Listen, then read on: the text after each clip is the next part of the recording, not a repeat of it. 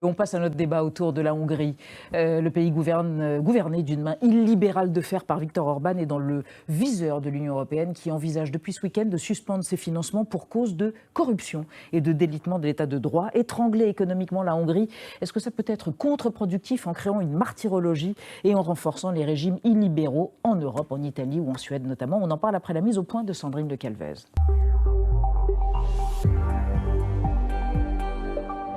Les députés européens durcissent le ton à l'égard de la Hongrie. Jeudi dernier, en séance plénière, ils ont voté un rapport cinglant qui affirme que le pays n'est pas une véritable démocratie. Le texte était défendu par une eurodéputée française. Nous regrettons profondément que l'absence d'action décisive de la part de l'Union européenne ait contribué au délitement de la démocratie, de l'état de droit et des droits fondamentaux en Hongrie, faisant du pays un régime hybride d'autocratie électorale. Membre de l'Union européenne depuis 2004, la Hongrie est dirigée depuis 2010 par Viktor Orban. Nationaliste et ultra-conservateur, le Premier ministre revendique l'exercice d'une démocratie illibérale. Les instances européennes épinglent régulièrement une dérive autoritaire et dénoncent la mainmise du pouvoir sur la justice et la presse, ou encore la corruption et l'atteinte aux droits des communautés LGBT. Viktor Orban, lui, préfère minimiser les condamnations. C'est la deuxième ou troisième fois que le Parlement européen prend des décisions pour condamner la Hongrie. Au début, nous pensions que c'était important. Mais maintenant, pour nous, c'est une blague. Le Premier ministre hongrois ironise, mais il le sait. Les 27 menacent de le frapper au portefeuille. Hier, la Commission européenne a même suggéré de suspendre le versement des fonds européens si Budapest ne lutte pas contre une corruption endémique. Il s'agit premièrement d'irrégularités systématiques et de manquements dans l'attribution des marchés publics et deuxièmement de problèmes de conflit d'intérêts. Alors les Européens vont-ils mettre leurs menaces à exécution ou Viktor Orban va-t-il plier face aux injonctions de Bruxelles? La Hongrie a-t-elle encore sa place dans l'Union européenne? Trois invités pour en débattre. Max Erwan Gastineau, bonsoir. Vous êtes essayiste. Votre dernier essai, Le nouveau procès de l'Est, vient d'être publié ou a été publié aux éditions du Cerf. A été publié. Et selon vous, cette énième affaire hongroise, ce sont vos termes, est d'abord révélatrice de la vision libérale de la démocratie portée par les institutions européennes. Or, cette approche est tout à fait discutable. À côté de vous, Yves Bertoncini, bonsoir. Bonsoir. Vous êtes président du mouvement européen France. Et selon vous, la Hongrie est une démocratie très imparfaite d'un point de vue européen. C'est un mauvais élève, en effet, car elle ne respecte pas l'état de droit, mais elle a toujours sa place au fond de la classe, entre guillemets. Et à côté de vous, enfin, Amélie Poinceau, vous êtes journaliste à Mediapart. Votre essai Dans la tête de Viktor Orban a été publié chez Actes Sud. Et selon vous, c'est la première fois qu'un acte fort est proposé et posé par la Commission européenne. Au-delà des mots et de la symbolique, l'Europe fait vraiment de la politique et c'est la seule chose qui peut faire bouger le gouvernement de Viktor Orban. Et on démarre avec le chiffre du jour qui concerne effectivement cette somme qui est menacée d'être suspendue et qui est considérable. 7,5 milliards d'euros, c'est un chiffre conséquent en effet. C'est le montant, vous le disiez, de subventions que la Commission européenne menace de supprimer si la Hongrie ne met pas en œuvre les réformes qu'elle exige. À ces 7,5 milliards, il faut aussi ajouter 6 milliards qui n'ont pas encore été versés, 6 milliards pour la relance post-Covid. Et ces subventions ne sont pas anodines pour Orban, puisque la Hongrie est aujourd'hui le deuxième pays bénéficiaire de la manne européenne par habitant. Alors la sanction n'est pas applicable immédiatement, il faut bien le préciser, la Hongrie dispose d'un trimestre pour rentrer dans le rang, en quelque sorte. Amélie Poinceau, qu'est-ce qu'on reproche, qu'est-ce qu'on demande exactement comme gage à la Hongrie aujourd'hui ? On demande à la Hongrie de se remettre dans les clous de l'état de droit et notamment de la séparation de l'exécutif et du judiciaire et puis surtout de lutter contre la corruption. Parmi les mesures qui sont demandées à la Hongrie, ça tourne beaucoup autour de la corruption et notamment du détournement de certains fonds européens. C'est ça qui est l'ironie incroyable, c'est-à-dire c'est sur ces subventions européennes que la corruption s'est faite également. Oui, et c'est aussi grâce à ces fonds européens qu'en fait la Hongrie a connu une croissance économique jusqu'à récemment quand même assez importante et qui a aussi contribué à la popularité du parti de Viktor Orban, le Fidesz. Max Erwan-Gastineau, il y a clairement un problème de transparence du côté de la Hongrie. Oui. En fait, nous avons souvent des tensions au niveau européen sur la question de l'état de droit, parce que ce n'est pas un terme qui est, si vous voulez, défini dans les traités. Donc il y a plusieurs acceptions de l'état de droit qui créent du débat. En revanche, quelles que soient les traditions nationales, on peut tout de même s'accorder sur le fait qu'un État de droit est un droit dans lequel la décision publique est fondée en droit, à partir d'un droit connu de tous, et donc lorsque vous contournez ces règles pour favoriser un certain nombre d'amis dans le cadre de marchés publics, vous remettez en cause un État de droit digne de ce nom, et donc je crois que dans ce cadre, évidemment, l'Union européenne est légitime à agir, et je remarque qu'en réaction, parce que la Hongrie, en effet, a besoin des fonds européens, a émis un certain nombre de propositions, et la Commission européenne a accusé réception de ces propositions. Donc à suivre, on va justement écouter le ministre du Développement chargé des négociations avec l'Union européenne, qui l'assure, vous le disiez, la Hongrie, jurée, crachée, va se réformer. C'était hier à Budapest. La perte de fonds ne peut se produire que si nous ne mettons pas en œuvre certaines mesures. Mais nous les mettrons en œuvre. Le gouvernement ne s'est pas engagé à embrouiller la Commission. Nous ne l'avons jamais fait auparavant non plus. Quels que soient les engagements pris par le gouvernement hongrois jusqu'à présent, il les a tous mis en œuvre. Yves Bertoncini, on peut les croire? Est-ce que les engagements vont être tenus? Est-ce que les précédents engagements ont été tenus?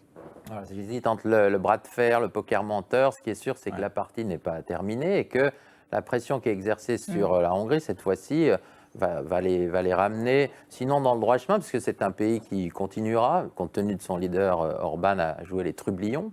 C'est un pays qui, je l'ajoute, ne veut pas sortir. Simplement, on ne peut pas l'expulser. De ne pas sortir de l'Union européenne. Ouais. Voilà, donc il faut faire avec. Il y a eu la pression morale sur les valeurs, les principes. Le Parlement européen est très allant sur ce sujet.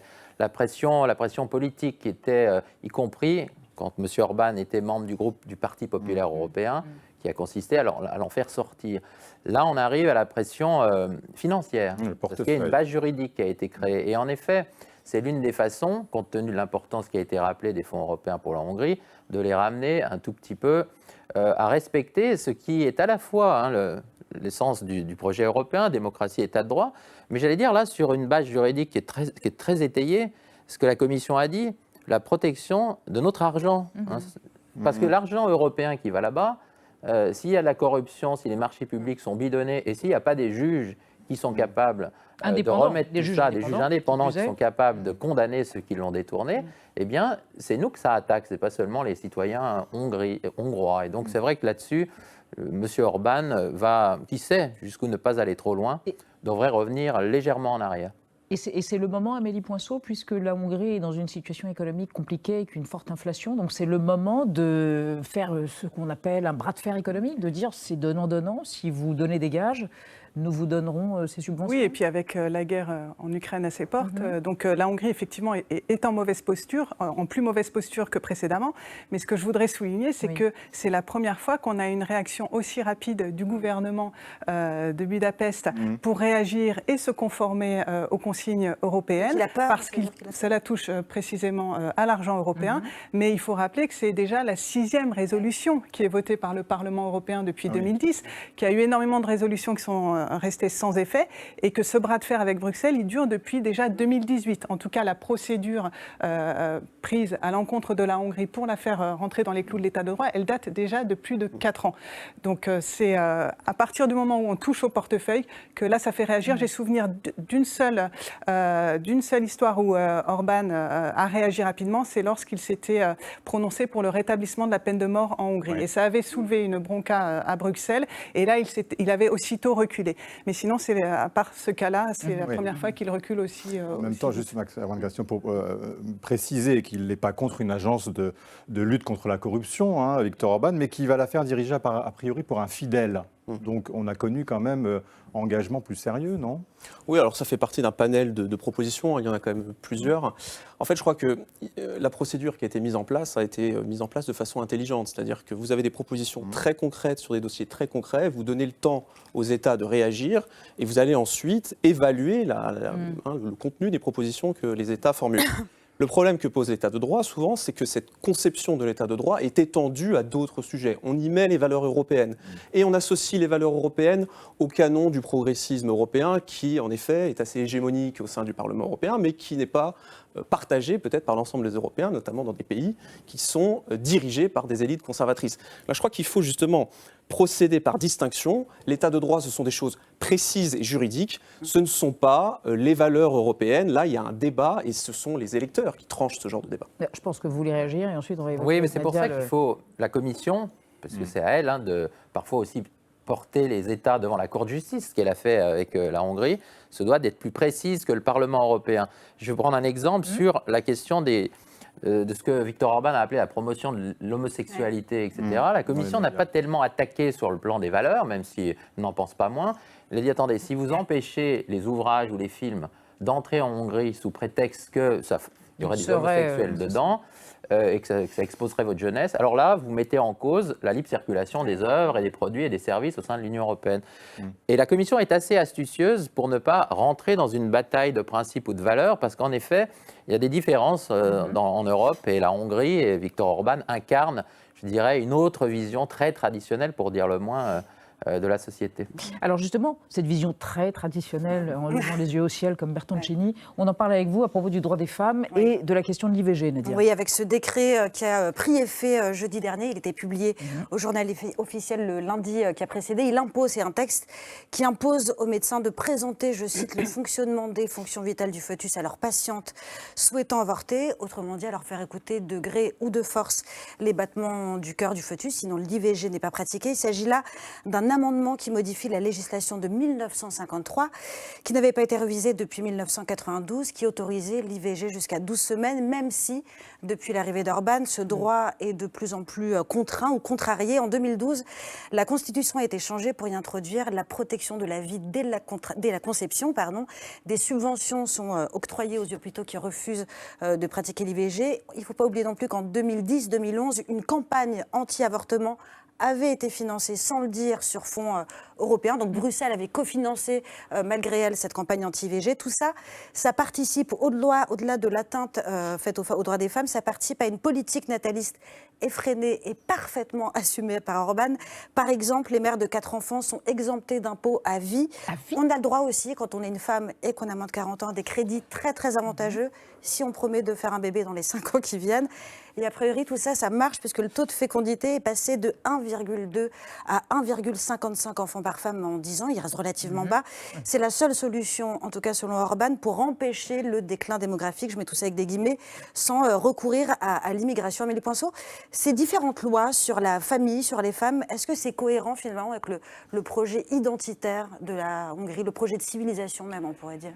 Oui, c'est cohérent. Après, là où je trouve ça extrêmement manipulateur de la part de Viktor Orban, c'est que c'est pas un pays très religieux à la base, la Hongrie. Et là, contrairement à la Pologne. Exactement, c'est ce que j'allais dire. On peut distinguer la Pologne qui a rétabli, entre guillemets, qui a interdit l'avortement ou l'a rendu quasiment impossible en 93, donc après la chute du communisme, alors qu'il était parfaitement légal et possible à l'époque communiste. En revanche, la Hongrie n'avait pas encore légiféré jusqu'à présent sur ce point. Mais depuis 2010, effectivement, c'est tout un arsenal de valeurs et qui est chapeauté aujourd'hui par une personne qui s'appelle Katalin Novák, qui est d'ailleurs devenue la présidente et qui en fait du parti et qui représente effectivement cette politique nataliste et aussi avec une répartition très genrée des rôles entre l'homme et la femme. J'ajoute un dernier point aussi dans ce qui a été mis en place ces dernières années, ça a été aussi la lutte contre les études de genre dans les universités. Donc tout ça effectivement est cohérent et s'est accentué ces dernières années. Vous voulez réagir ? Oui. Parce que vous disiez tout à l'heure, l'Europe impose un peu ses valeurs, mais là pour le coup, ça place un peu en marge de l'Europe quand même, la Hongrie, quand vous entendez ce genre de mesures. Alors, ce qui est intéressant, c'est que vous avez à peu près le même débat en Pologne, sauf qu'en Pologne, vous avez une opposition beaucoup plus forte. C'est à peu près 50%, l'opposition libérale et la majorité conservatrice. Et donc, vous avez des grands débats sur ces questions religieuses, liées à la famille, etc. Ce qui est sûr, c'est que ça a été rappelé, la Hongrie est inquiète de son taux de natalité et le logiciel de Viktor Orban consiste à dire qu'il faut valoriser la complémentarité homme-femme pour inciter les Hongrois à faire des enfants parce qu'en effet, nous préférons que les Hongrois fassent des enfants plutôt que de recourir à l'immigration. Pourquoi ces pays, en quelque sorte, arrivent à fonder ces décisions qui peuvent en effet nous choquer? Ils s'appuient sur les traités européens. Quand vous lisez la charte des valeurs européennes, qui a été constitutionnalisé au titre du traité de Lisbonne. Vous avez le chapitre 1 qui est consacré à la dignité de la personne humaine, et dans les valeurs listées au titre de la dignité de la personne humaine, vous avez le droit à la vie. Le tribunal constitutionnel polonais fonde sa décision visant à limiter le droit à C'est une l'avortement expression sur qui le droit revient. à la vie. Le droit à la vie, une expression La non-discrimination est utilisée pour limiter le droit à l'avortement envers les personnes handicapées. Donc les mêmes valeurs peuvent avoir des traductions différentes en fonction des contextes nationaux. Alors Yves Bertoncini, comment critiquer la Hongrie si elle s'appuie sur les textes européens pour faire ce genre de politique? Non, mais ce qui est rappelé, c'est qu'il n'y a pas de droit européen de l'avortement. Et l'avortement, c'est au niveau... Le Parlement européen veut en faire un droit fondamental, néanmoins. La charte qui vient d'être évoquée, le président de la République française avait proposé qu'on inscrive le droit à l'avortement. Voilà. Il n'y a pas d'avortement à Malte, par exemple. Bon, donc, ce n'est pas une compétence de l'Union européenne. Bon, ça ne nous empêche pas de réagir d'abord politiquement, moralement. Moi, je me sens solidaire des femmes hongroises qu'on empêcherait d'avorter. La politique nataliste, c'est aussi, j'allais dire, une compétence largement nationale. Monsieur Orban dit qu'il ne veut pas de migrants. De toute façon, les migrants, ils ne veulent pas aller en Hongrie. Il a utilisé à ce moment-là cet afflux massif qui a existé pour essayer de se construire ce statut de protecteur du peuple face aux hordes barbares. Bon. Alors comment on peut faire? Il faut être subtil, comme je vous le dis, sur un sujet comme ça. On peut être solidaire politiquement, les ONG, etc. Mais c'est vrai que sur le point qui vient d'être appelé, la législation hongroise est hors de portée largement du droit européen. Alors, on est en train d'évoquer le divorce, semble-t-il, entre la Hongrie et l'Union européenne. Les relations, pourtant, avaient plutôt bien commencé. Regardez, on va regarder une archive qui date de 2003. Budapest va intégrer l'Union européenne après que les Hongrois aient approuvé massivement l'idée d'entrer dans l'Europe par référendum. Budapest et son Parlement, la copie de celui de Londres, rejoignent donc l'Europe. 14 ans après la chute du rideau de fer, les Hongrois ont donné un oui massif à l'Union européenne. L'Europe attendait la Hongrie. Aujourd'hui, les citoyens hongrois nous ont confirmé leur volonté d'accepter l'invitation de l'Europe à la rejoindre au sommet d'Athènes. Merci à la Hongrie, bienvenue ici, à l'Europe. Amélie Poinçon, on est quand même en droit de se demander si aujourd'hui la Hongrie serait acceptée dans l'Europe avec ce qu'elle met en œuvre comme réforme. Si la candidature était présentée aujourd'hui, effectivement, je ne suis pas du tout certaine qu'elle serait acceptée dans la mesure où, alors là, je suis peut-être un petit peu en désaccord avec vous êtes là pour ça. Les autres, les critères de Copenhague qui avaient été édictés en 93, qui étaient en fait les critères d'adhésion de tous ces pays donc qui sortaient du joug communiste, les pays d'Europe centrale et orientale, et qui avaient vocation donc à rejoindre l'Union européenne. Ils devaient respecter un certain nombre de critères. Il y avait l'état de droit, il y avait aussi le respect des minorités et leur protection. Donc c'était important. C'était pas seulement une question de séparation des pouvoirs, mais il y avait aussi la question des droits de l'homme. En effet, vous avez des valeurs qui sont listées au niveau des traités européens. Vous avez des valeurs fondamentales qui sont rappelées et on peut estimer que la Hongrie les remet en question, mais vous avez aussi un article 4 qui dit que l'Union européenne respecte les identités nationales et constitutionnelles des États, et quand la Hongrie met dans sa constitution que le mariage doit demeurer entre un homme et une femme, elle se réfère à sa constitution et elle oppose son identité constitutionnelle aux juges européens. Donc je pense que c'est compliqué. Vous avez un certain nombre de sujets sur lesquels nous pouvons avancer de façon commune, et sur le reste, je crois qu'il faut accepter la diversité des États et des nations. En fait, pourtant, Orban fait preuve d'une telle habileté, visiblement, pour manier les textes européens, qu'il peut rester en Europe sans respecter ses valeurs fondamentales. Et en plus, il peut se sentir appuyé par ce qui est en train de se passer dans d'autres pays comme l'Italie. Voilà, ce n'est pas un divorce, ce serait plutôt chambre à part. Il essaye d'avoir dans sa chambre à lui ce qui relève de ses propres compétences. Il flirte avec la ligne rouge assez souvent, mais il sait jusqu'où ne pas aller trop loin. Sur le mariage pour tous, il n'y a effectivement pas de droit européen du mariage pour tous. Ça n'empêche pas qu'il faut respecter les droits des personnes homosexuelles. Et donc, il faut à chaque fois être aussi habile que possible. Politiquement, on peut dire tout ce qu'on veut, on est en démocratie. Moralement, les ONG, on peut soutenir les Hongrois. Mais quand il s'agit d'une mécanique institutionnelle, il faut être très précautionneux, ce que la Commission européenne essaie de faire. Mais Amélie Poinçon, il va se sentir renforcé, Viktor Orban, par ce qui s'est passé, je rappelle, l'extrême droite victorieuse en Suède. Elle s'apprête à possiblement en Italie. Non, mais alors justement, là, je vais un petit peu aller à l'encontre, parce que précisément, quand on regarde comment la résolution a été votée au Parlement européen, quand même, elle bénéficie d'une écrasante majorité. Donc, résolution qui propose justement la suspension du financement. Et les seuls qui votent en faveur de Viktor Orban et donc contre cette résolution, c'est les deux groupes d'extrême droite au Parlement européen et quelques députés LR français. Ce sont les seules personnes qui soutiennent Orban aujourd'hui au Parlement européen. Cette résolution faut regarder la composition parce qu'elle traitait de questions très précises de corruption. Sur la question des valeurs, je ne pense pas du tout qu'il y ait un consensus. J'ai regardé la répartition des votes et c'est comme ça que ça s'est passé. Il y a une unanimité, en tout cas, du côté de la droite des centristes et de la gauche au Parlement européen aujourd'hui pour lutter contre les dérives à l'état de droit dans la mais il faut En même temps, non, mais tout de même, en même temps, c'est délicat pour l'Europe de se retrouver, de contrer Orban, parce que est-ce que ça ne favorise pas toujours la même question, le populisme et l'europhobie dans d'autres pays? Eux contre nous, avec une espèce de martyrologie, l'Europe est contre nous. J'étais allé faire un débat à Budapest il y a quelques renforcés. années. Le titre, c'était « Après Moscou, Bruxelles », point d'interrogation.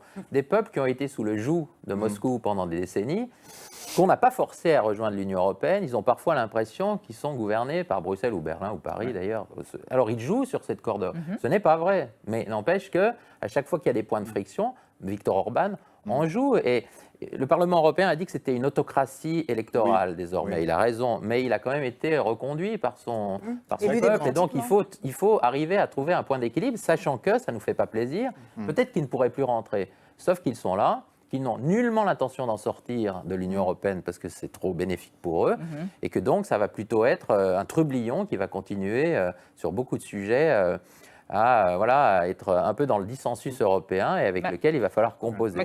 Quand vous lisez la résolution qui a présidé à l'édiction du rapport sur l'état de droit, c'est très intéressant, ça dure à peu près 20 pages, il faut la lire. Vous avez notamment un plaidoyer pour le multiculturalisme. Aujourd'hui, cette question fait débat et vous avez des élections en Suède, vous avez des élections en Italie qui posent justement la question du multiculturalisme, qui posent la question de l'immigration. En 2010, Nicolas Sarkozy, Angela Merkel et David Cameron avaient fait une déclaration commune pour dire que le multiculturalisme avait échoué.